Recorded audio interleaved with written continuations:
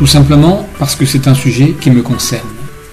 Il est intéressant de noter qu'en France, la question du handicap mental a souvent été prise en compte parce que, justement, des personnes qui avaient la possibilité de faire changer les choses étaient concernées par le sujet.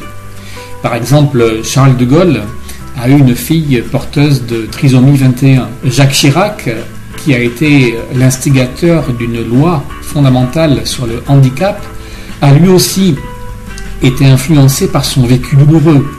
Sa fille a sombré dans l'anorexie mentale et en est aussi décédée.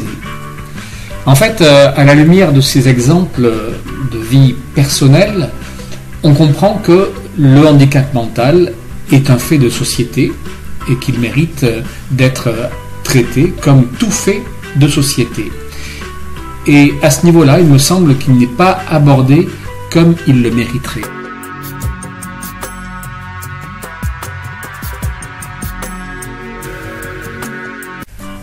Non, il serait faux d'affirmer cela.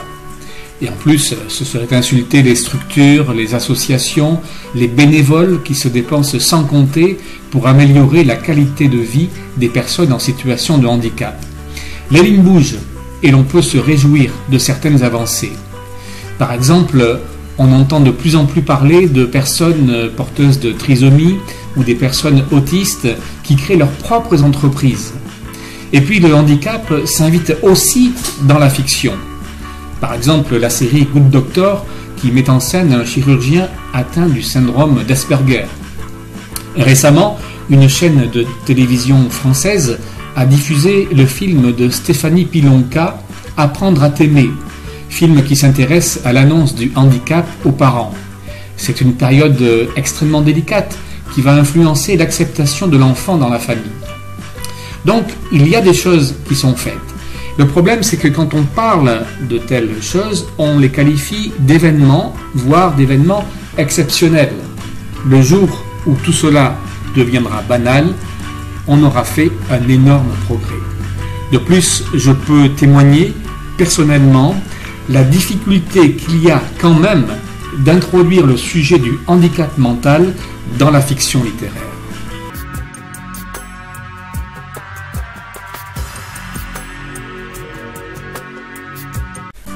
Parce que j'aime le polar, c'est la catégorie de fiction que j'apprécie. Je me suis donc plié au code du polar. Mon roman n'est surtout pas une autobiographie, une étude, une thèse. Au contraire, j'ai préféré la fiction, parce que la fiction, à mon sens, offre de nombreux avantages. Le principal, c'est qu'elle permet de décoller de la gravité du sujet, rendant ce dernier plus accessible. Ainsi, le lecteur qui lira mon roman ne va pas craindre de lire un pavé truffé de mots compliqués, de définitions ou de dates. Et puis comme c'est une fiction, on peut inventer et on peut se permettre beaucoup de choses. C'est ce que j'ai fait.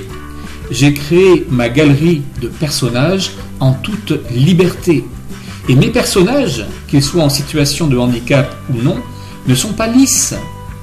Mes personnages en situation de handicap ont parfois des traits de caractère indésirables, parce que c'est la réalité de la vie. J'ai voulu les décrire sans un angélisme qui les enfermerait dans le rôle de l'éternelle victime qui n'apporterait rien au débat. Mon roman n'est absolument pas manichéen. Il n'y a pas d'un côté les gentilles personnes en situation de handicap et de l'autre les méchantes personnes valides.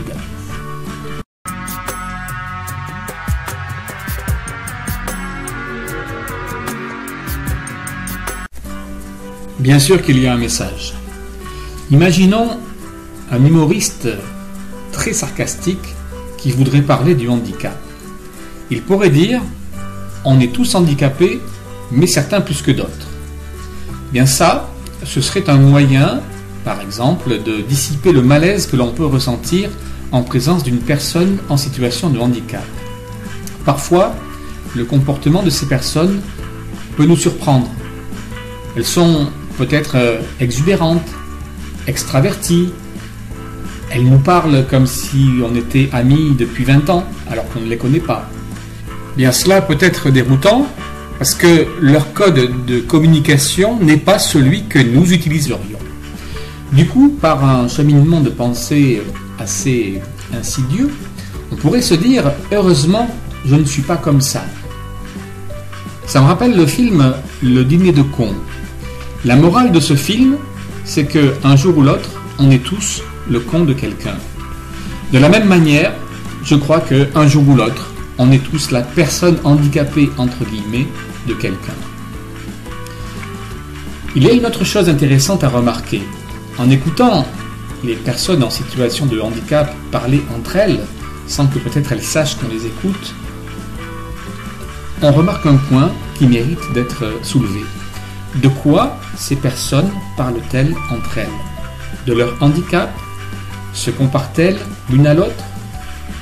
Très rarement. Souvent, elles parlent de la vie, des vacances passées ou à venir, de leurs amours, elles parlent d'argent. Elles parlent aussi de leur travail, parce que beaucoup travaillent. Ça peut nous inciter à nous interroger et à nous demander, mais les personnes en situation de handicap me mettent-elles mal à l'aise parce que je les trouve très différentes de moi, ou au contraire, parce que je trouve qu'elles me ressemblent étrangement?